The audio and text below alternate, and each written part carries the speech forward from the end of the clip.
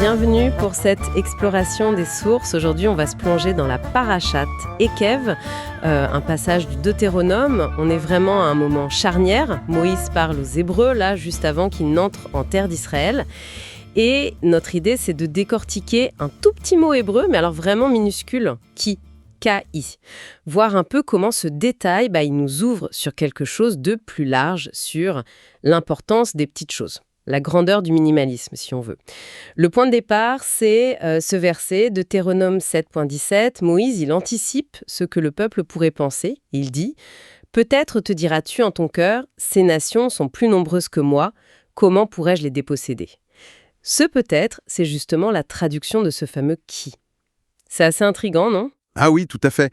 Et Rashi, le grand commentateur médiéval, il choisit justement peut-être, dilemma en araméen, pour traduire ce qui, ça souligne bien le doute possible face à l'énormité de la tâche.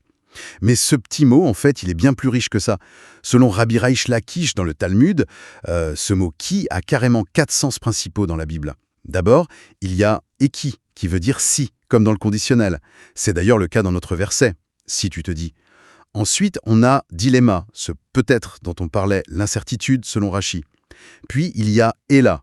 Ça, c'est plutôt « mais », sauf que, ça marque une opposition, une exception. Et enfin, « de-a », qui signifie « car », « puisque », « que », pour introduire une cause, une explication, comme dans « Dieu vit que la lumière était bonne ». Voilà, 4 sens. 4 sens ? Pour un si petit mot, c'est fou. On s'attendrait intuitivement à un seul sens. Est-ce qu'il y a une raison derrière cette multiplicité ? Pourquoi nous présenter tout ça ?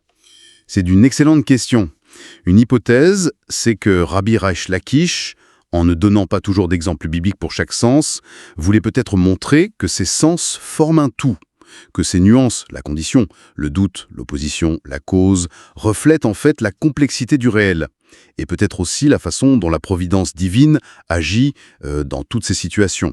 C'est un peu comme si chaque situation, même incertaine ou difficile, contenait différentes couches de sens. Le petit qui reflète le grand, en quelque sorte. Le petit qui reflète le grand. Et cette idée de complexité, de sens caché dans ce qui est petit, ça me fait penser au nom même de la paracha. Ekev. Ekev. Erakev. D'ailleurs, le tout premier verset qu'on a cité commence par « Pour prix, Ekev, de votre obéissance ». Exactement. Ekev, littéralement, ça veut dire talon. Et les sages, ils y ont vu une métaphore très parlante, celle des petites lois, des mitzvot, les commandements, les bonnes actions, celles qu'on pourrait facilement ignorer, qu'on pourrait écraser du talon, quoi. L'idée forte, c'est que c'est justement la tension qu'on porte à ces détails, à ces petites choses, qui révèlent la profondeur, l'authenticité du lien qu'on a avec le divin ou avec nos valeurs profondes. Et ça fait écho à ce que Rabbi Nachman de Breslev appelait le secret du peu et du petit. Il disait que les petites actions, même modestes, si elles sont faites avec cœur, avec intention, eh bien elles ont une valeur spirituelle immense. Tout grand progrès, en fait, commence souvent par là, par des petits pas. C'est vrai que ça va un peu à contre-courant de notre époque qui cherche souvent le spectaculaire, le grand geste. Là, on revient au petit mais au sincère. Donc si je résume, l'analyse de Ki et d'Ekev, ça nous révèle un peu une double leçon. La richesse qui se cache dans la nuance et la puissance qu'on ne soupçonne pas dans les petites choses. Tout à fait.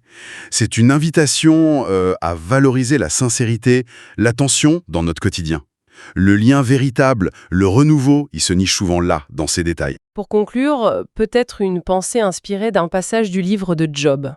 Il y a cette image d'un arbre dont les racines sont près de l'eau et ses branches reçoivent la rosée. Si la grandeur, la force se trouvent vraiment dans ce minimalisme attentif, dans ce soin du détail, alors quelles pourraient être ces petites choses dans notre vie, dans notre environnement, celles auxquelles on ne prête peut-être pas assez attention, et qui pourraient, si on s'y arrêtait, devenir des sources de force, de renouveau. Une question à méditer.